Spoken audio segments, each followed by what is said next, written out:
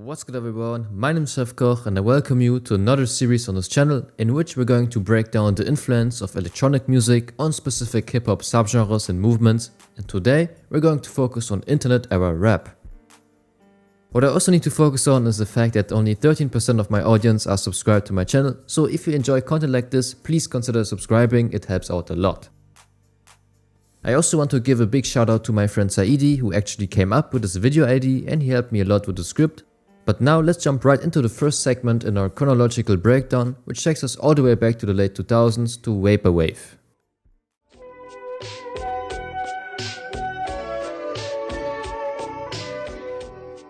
Vaporwave is a subgenre characterized by heavily synthesized and slowed down samples of 1980s to 1990s pop, smooth jazz, funk, and elevator music. Due to that, the music creates these dreamlike and nostalgic atmospheres, and the subgenre has also aesthetic ties to retro internet imagery. Therefore, at its core, Vaporwave is both a musical style and an artistic aesthetic that blends nostalgia with irony, often evoking the feeling of a distorted memory of the past. Technically, Vaporwave generally consists of brief sketches or motifs altered by using chopped and screwed editing techniques, meaning a sample is cut up and slowed down. Therefore, it actually is a genre inspired by hip-hop production styles, but it would later be highly influential to rap music itself. The earliest iteration of Vaporwave was referred to as Echo Jams, noted on one of the first and most notable releases, Jack Person's Echo Jams Volume 1. But other important artists include James Ferraro, Hong Kong Express, MACINTOSH Plus, and Telepath amongst others. Now, Vaporwave has clear ties to rap music since the subgenre was a big source of influence for records by hip-hop artists such as Cities Aviv, Devon Hendrix aka JPEG Mafia, Metro Zoo, and Mike. And as an example, we have the song LSD Swag by Metro Zoo.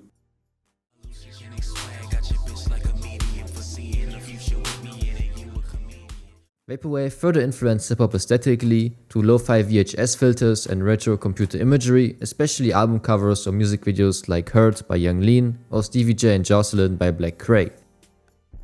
Furthermore, Vaporwave pretty much birthed modern rap's internet-born identity and all future internet-based subgenres.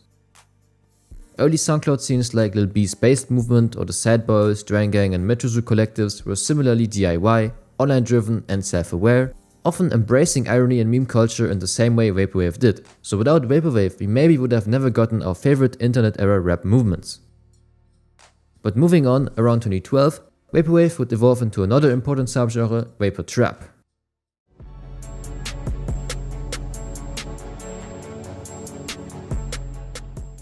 Vapor Trap is a subgenre that blends Vaporwave's dreamy, nostalgic and atmospheric sounds like dreamy pads, reverb and retro-sounding synths, together with Trap's 808 bass, rolling hi-hats and sharp snares.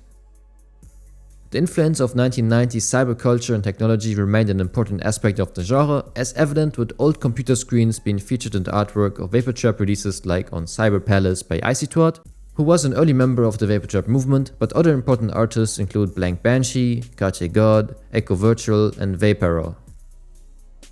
Even records like Pizza and Codeine by Chris Travis fit into the Vapor Trap soundscape, so this subgenre for sure was essential for the development of internet-era rap, and without electronic music it wouldn't exist either. Now let's talk about another genre that started appearing in the late 2000s, chillwave.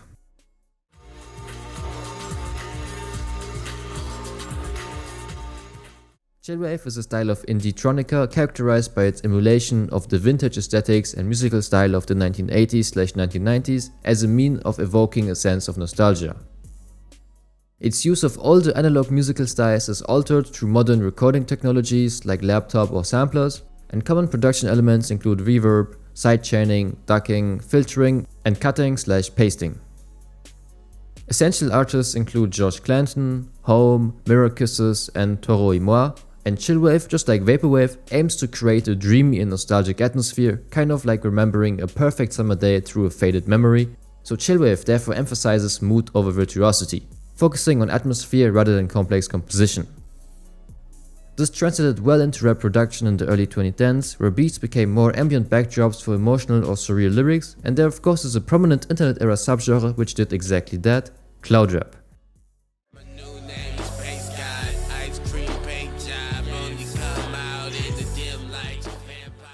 Cloud rap is mostly influenced by chillwave, vaporwave and chopped and screwed music, and its origins trace back to Lil B and Clam's Casino's I'm God from 2009, but the Clouded album from 2001 already was a prototype of chillwave X-rap music. Therefore, it is fair to say that chillwave influenced the lo-fi, hazy synths and nostalgic mood of cloud rap music. Now, vaporwave's influence on cloud rap is more visible aesthetically on album covers and music videos like mentioned at the beginning of the video. Next to that, ambient and drone music by Gigi Mazine amongst others arguably served as an influence on the genre, especially for cloud rap's ethereal pads and floaty soundscapes. So as you can see, cloud rap has deep roots in electronic music.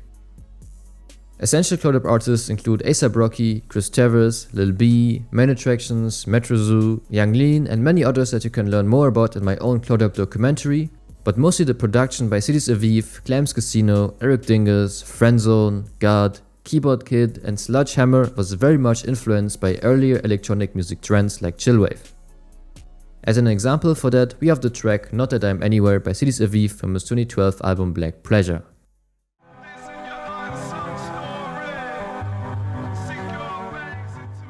In addition, an EDM influence was very visible on Yaya Yee's self-titled mixtape from 2013 and on specific cloud rap songs like I Say Hi and Bye by Xavier Wolf or Alternative Outro by Lucky.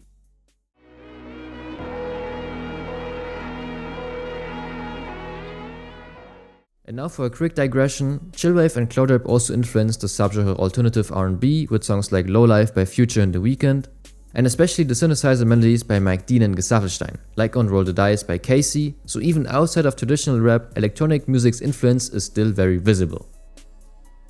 Next to that, I want to mention the fusion between cloud rap, trap, art pop and EDM that the Sad Boys and Drangang collectives popularized with records like E by Echo 2K from 2019, or D&G by Blade, Tybo Digital and Young Lean from 2017, especially on the song Can't Trust.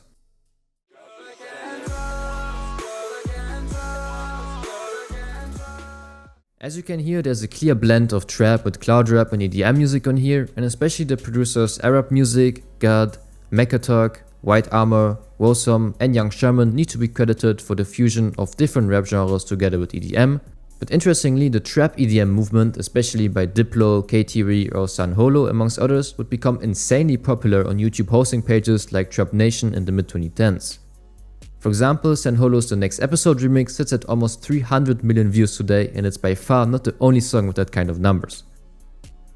Even I myself grew up with that kind of music back in 2014, I was really into trap EDM before I began listening to hip hop, so it's really a full circle moment today for me to recognize how modern rap and electronic music interlinked and influenced each other. So now we learned how influential vaporwave and chillwave were on rap music, but if you go back to the 2000s for a bit, you will see that chillwave was an essential influence on another genre, witch house.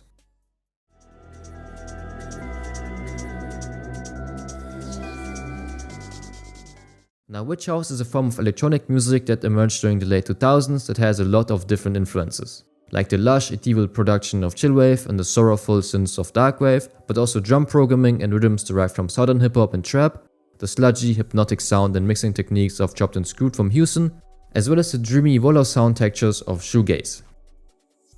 Witch house's early scene was based in Bandcamp and SoundCloud movements, and producers stuck to a unique aesthetic featuring obscure, surreal and blurry imagery containing elements of Satanism, witchcraft and even indie horror films like The Blair Witch Project or movies by David Lynch.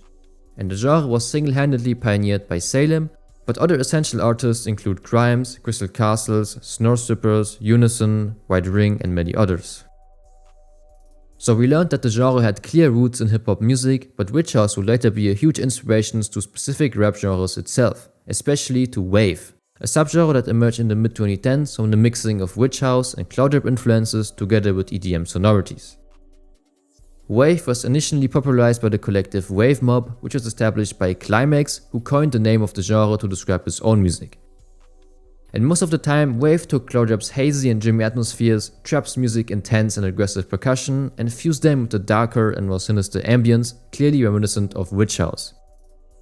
An example for this would be the albums Tiger by Tybo Digital and Unknown Memory by Young Lean from 2014. It is especially visible on the song Yoshi City.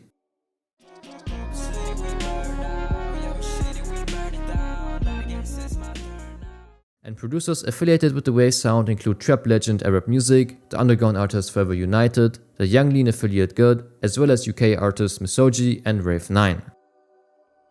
We can therefore argue that Witch House played a big role in the evolution of cloud rap and trap, since many rappers like A$AP Rocky, Black Cray, Blade, Lucen, Cemetery, Space Ghost Perp, or Wickerface Springs Eternal, as well as cloud rap producer Clams Casino, took major influence from Witch House. It is especially visible on songs like Daydream by Black Cray, which interestingly enough was produced by Salem himself.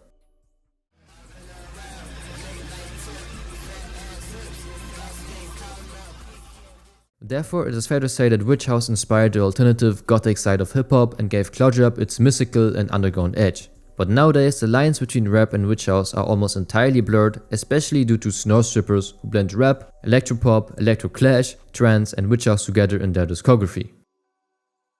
Yet Witch House also was one of the key inspirations for Kanye West's abrasive album Yeezus from 2013, which in my opinion set the blueprint for modern experimental rap.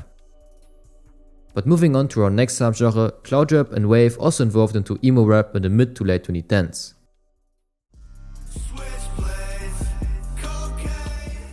Emo rap is a fusion genre that combines hip-hop beats and rapping with the emotional themes and style of emo and punk music. It is characterized by lyrics about heartbreak, depression and inner struggles, as well as mostly guitar-influenced instrumentals alongside trap-style drum patterns.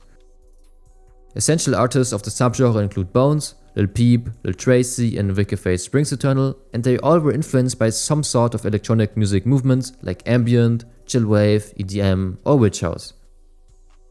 Emo rap therefore inherited cloud rap's ambient DNA.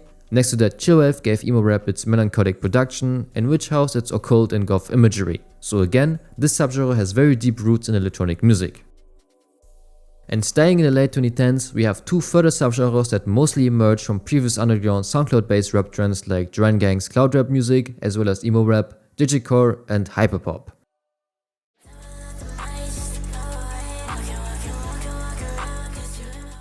Starting with digicore, this subgenre is characterized by glamorous production, commonly featuring layered maximalist synth work, noisy bass lines, distorted mixing, glitch effects and high BPM rhythms derived from trap, as well as the classic pitched up vocals.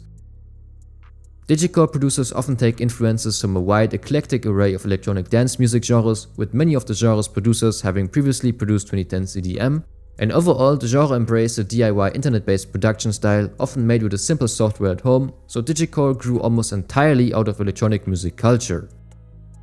It's definitely a very underrated internet-era subgenre in my opinion, and some of my favorite digicore artists include Dollywood1, I9 Bonsai, Jan Remover, Jakuya, Quinn and Nosgoth. Now digicore grew alongside the hyperpop wave, which probably is the clearest case of rap/pop colliding with electronic music in the 2010s. Hyperpop largely developed from PC music's bubblegum bass sound and features heavily manipulated and pitch-shift vocals, sometimes to the point of making them sound inhuman or robotic. Next to that, the genre regularly implements production choices and arrangements that borrow tropes of EDM subgenres such as deconstructed club, trance and electro house, but it is prominently influenced by 2010s trap music as well. Overall, hyperpop feels like a hyper-digital aesthetic fused with distorted bass, glitchy beats and bright synths, so that's why the genre feels like pop music exploded through an electronic filter. Important hyperpop artists include Charlie XCX, Eric DOA, Glaive, Midwest, Sophie and many more, but the subgenre often overlaps with digicore, so it might be difficult to distinguish between both subgenres. Therefore just remember, hyperpop sounds like electronic pop on steroids, and digicore sounds more like melancholic rap to an electronic glitch filter. And staying with digicore for a bit, this subgenre was quite influential to another internet rap movement, hex.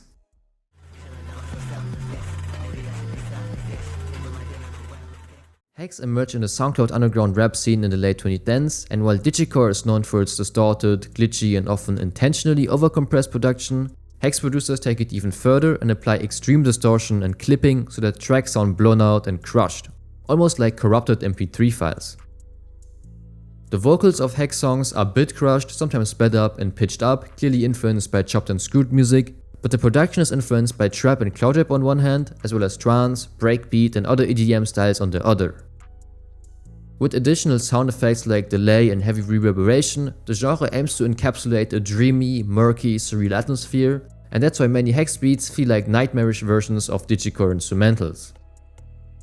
In addition, hex is occasionally influenced by the mystical and self-satirizing sound and aesthetic associated with vaporwave, with certain producers borrowing elements of the sample manipulation and processing typical of this genre. Essential hex artists include 999 Hard X Sable Eye, DJ Megan 23, High C, and select work by the Reptilian Club Boys, as well as Yabujan. But now let's move on to the last internet era subgenre I want to talk about, sigilcore.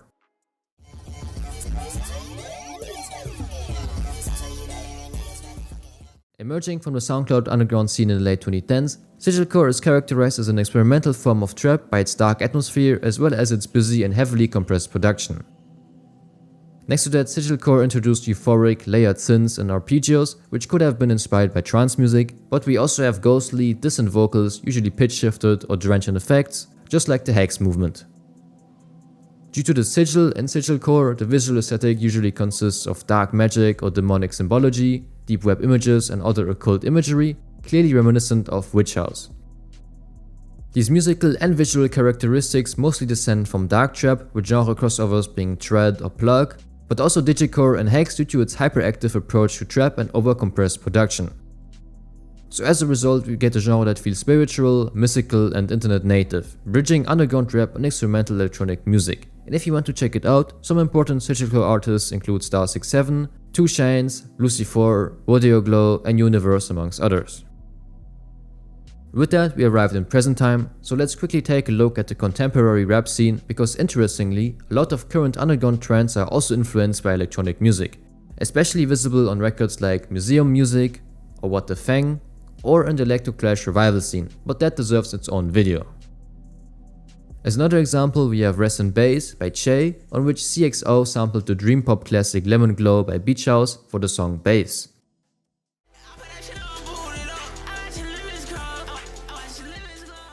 Other underground artists that regularly make songs influenced by electronic music genres like chillwave, vaporwave, trap EDM or Witch House include Death Soldier, Edward Skeletrix, SD Kid, Fake Mink, Fang, Lucy Bedrock, Netspend, Pretty Fun, Xavier Subased, Yabujan, Yapo JJ and many more that I will cover in future episodes of this series. With that, we concluded all the genres I wanted to talk about today, so now let's take a look at our final family tree of electronic music's influence on internet era rap. As you can see, electronic music, that's red and green colors, has its fingerprints everywhere directly or at least indirectly.